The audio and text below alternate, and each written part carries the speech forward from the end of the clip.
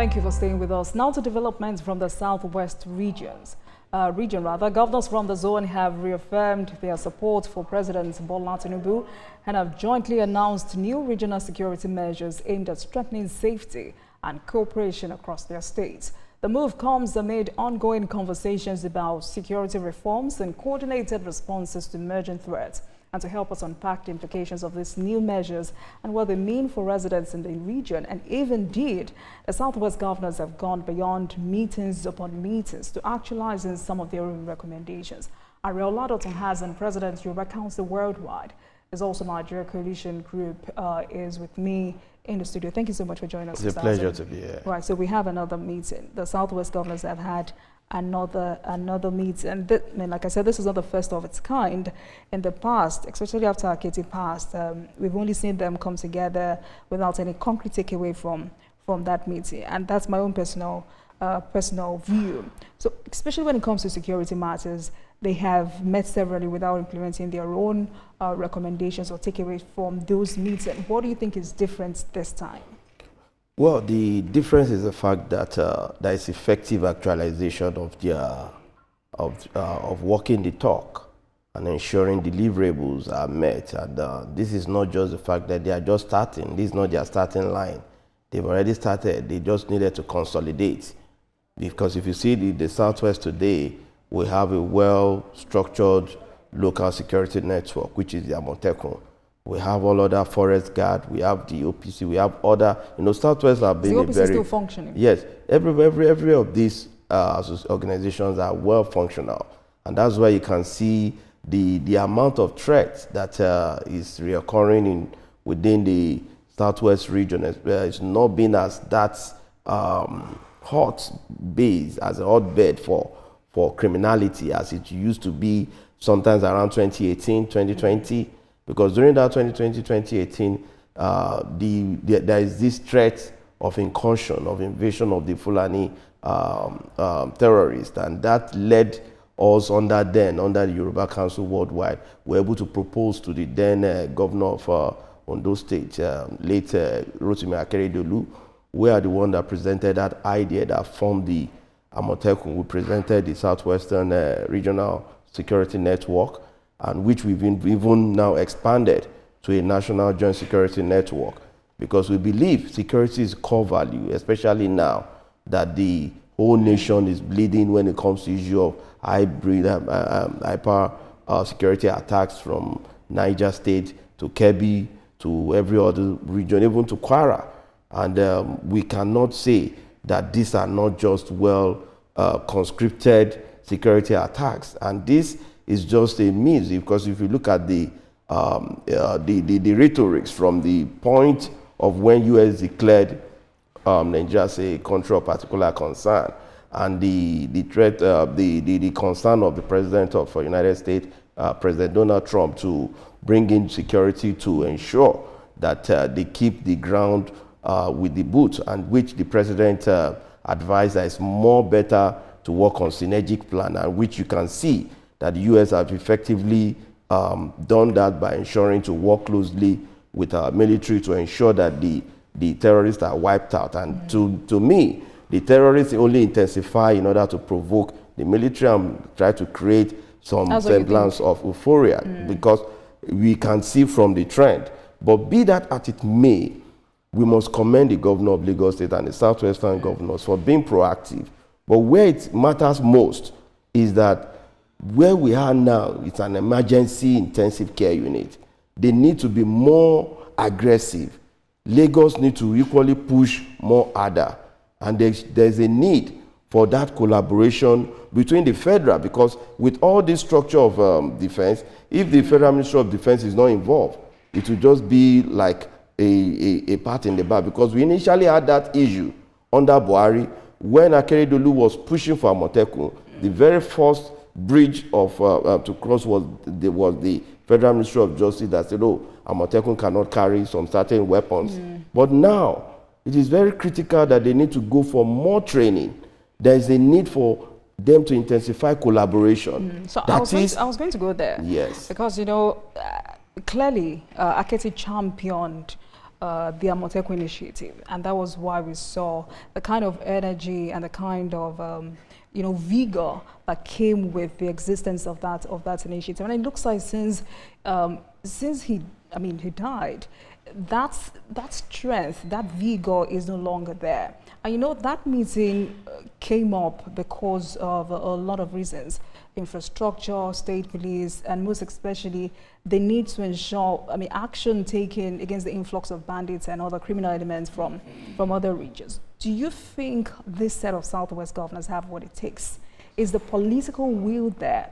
If you were advising the joint session, how would you advise that they go about it? Well, what I expect out of that meeting is for them to set up an action team to be that, okay, these are our security advisors and they are already kickstarting some certain set lines of agenda. In the next 1 month, this is what we are doing. This is how much each state are dropping into the trust fund. Because this trust fund of an idea, which was because I tried to put 1 or 2 things to your anchor then to let you know that we propose all these things ahead of since 2020, that the trust fund is very key in strengthening local security network. Firstly, the recruitment. The measure of recruitment needs to be done because we are now dealing with local security. And in dealing with local security, there is more of ensuring that we bridge the traditional institution in it, ensuring carrying the traditional institution, the obas, the ballets, ensuring that those that are coming into this network, there's a proper background check on them, ensuring that even if you are giving them arms, they'll be well trained to manage it properly, and there will be more synergy with existing security institutions like the police, NSCDC, the DSS, to ensuring that this synergy, we can now say, okay, with this synergy, we already have 10 million security structure of men on ground. So that's what the National Joint Regional Security Network Agency bill because if we have that now, like the crisis happening in the north. How is that different from Amotekun? Yeah, no, we need to advance because our own thinking is that we are all one as a country. If anything is happening in Kwara State, all our amalgam of security guys from the OPC, from the forest guards, from the Amotekun, needs to synergize and move to that black spot. Ensure that they clear that area so that there will not be incursion, because the more you leave those space and flanks open, we have a porous open borders across from the south, from the north, from everywhere. So, but in as much as if this can come together, if the Southwest can get their house together, other regions too try to merge their house together, then there's a need to merge together, because criminals don't have boundaries. It's only in the DPO that a DPO cannot operate in another location, but criminals move straight line. So if there is no straight line of operation and there is no coordination, one centralized coordination, and that's why we've advised the government, take data of those that are coming, don't make it political.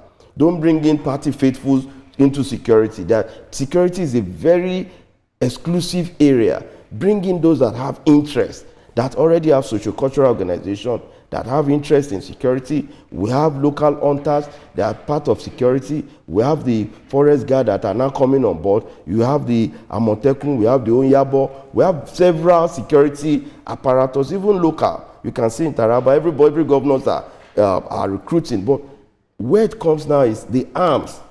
There is a need for them to be well fortified with well sophisticated arms. Don't go see that because they are Amotekun, then we give them pump action. Why the terrorists are using AK-47. So you need to train them properly to use proper arms. Maybe the government needs to just up their game, ensure that the recruitment, the payment, the remuneration are properly gauged, so that you don't just put people on the premise of go and die. No, there must be proper engagement. There must be vehicular structure equipment. There must be torchlight, there must be bicycle, there must be motorbike, fueling, all this in daily remuneration, daily impress. I'm sure you know there are challenges, several challenges with maintaining and sustaining Amotekun. So if there are challenges with maintaining or sustaining this single security network, how do you think these challenges will be managed when it becomes regional? If the will is there There's nothing impossible. If there is no will, but now there is will, because Amotekun, now kindly hold on, sir. the pressure is on them. If there is no will, if there is no political will with sustaining Amotekun, OPC and the likes, how do you think the will, where would the will come from when it becomes regional? I'm very confident in Governor Babajide Olushola Sanwo-Olu. I think his commitment can be felt in his tone and his voice now.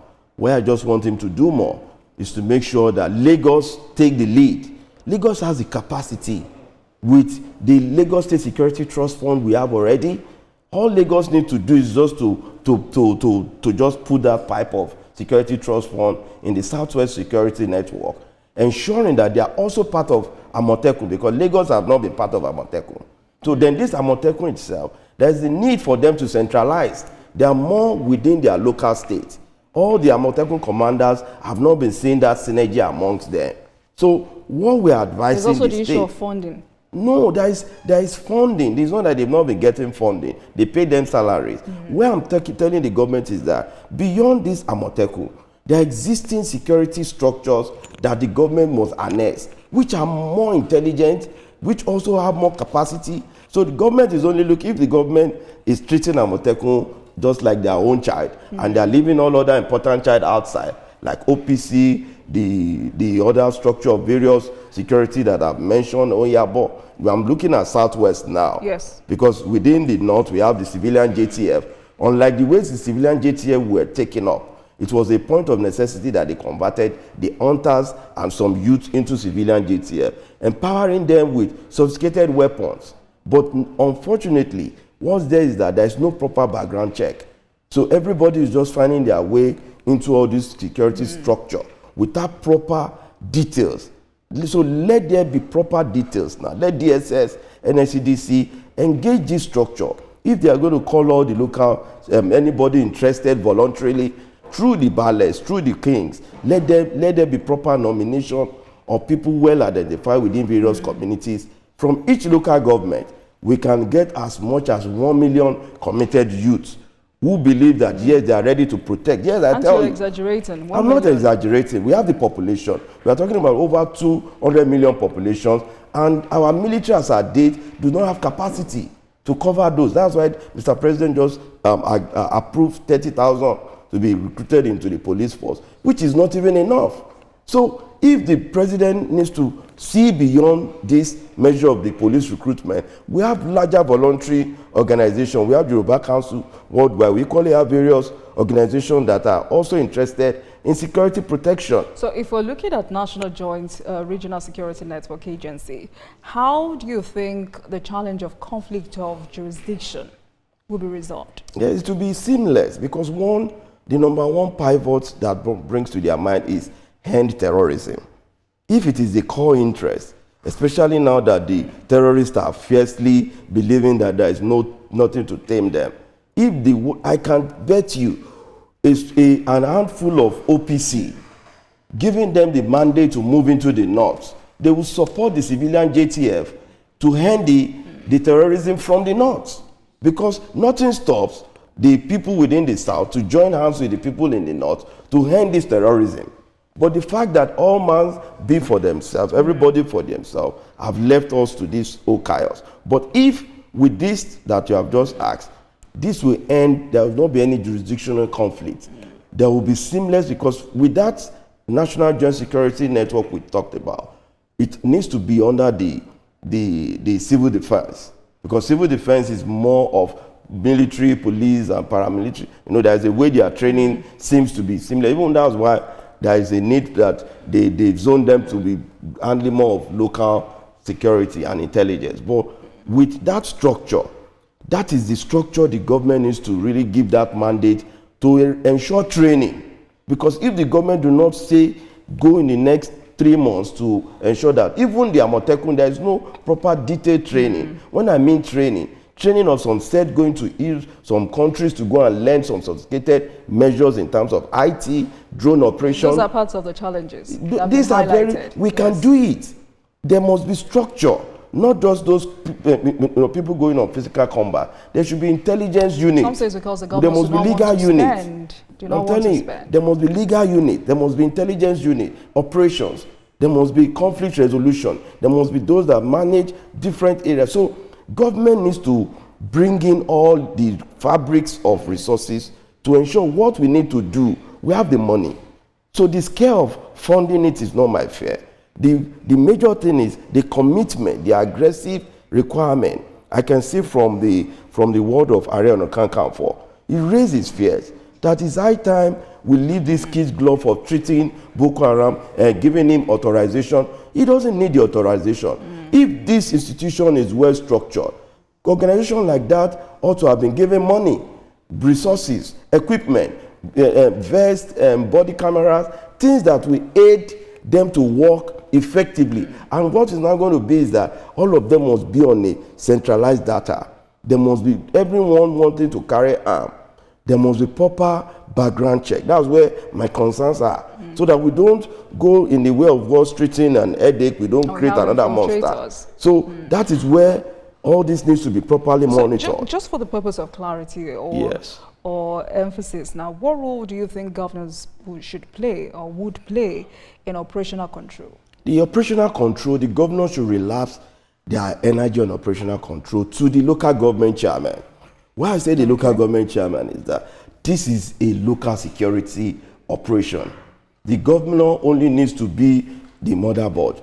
At their own level, all they need to get is report. But when it comes to operation, this is not a time to deal on as a political issue. People need to be properly well trained, and there must be a separate line of operation. Whoever that is to be their SA on security strategy must be people of sound mind. Retired general, retired DIG should come on board. Then all our retired military men as well should not just be put in the cooler as a forgotten tissue. There's a need to bring them and recycle them back in for this kind of operation. Because, maybe recently now when we had a change of guard of service chiefs, we retired over 160 generals, or even more than. But where do we put those strength of ideas? They say that's not good for us as a nation. It is not. Because those trainings you've put a lot of millions to train those generals, we just go into their village and they'll be reading newspapers every morning.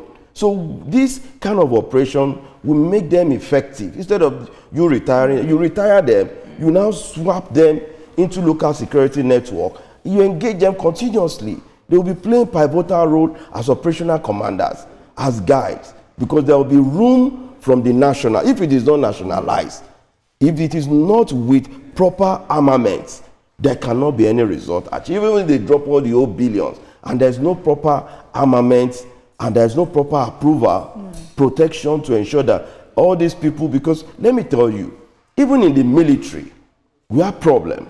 Because this same set of military men, I was watching some documentary, and I saw how soldiers who are fighting on the front of theater war are withdrawn, subject to different hellish treatments, and sentenced to death because they are fighting for the nation. These are issues Mr. President must end in order to raise the morals of the military men. Those that were illegally sacked should be brought back. Those that have not been paid their emolument should be paid. Those that are currently in force, their salary should be double. We are not talking about adding 1,000 naira to their feeding money.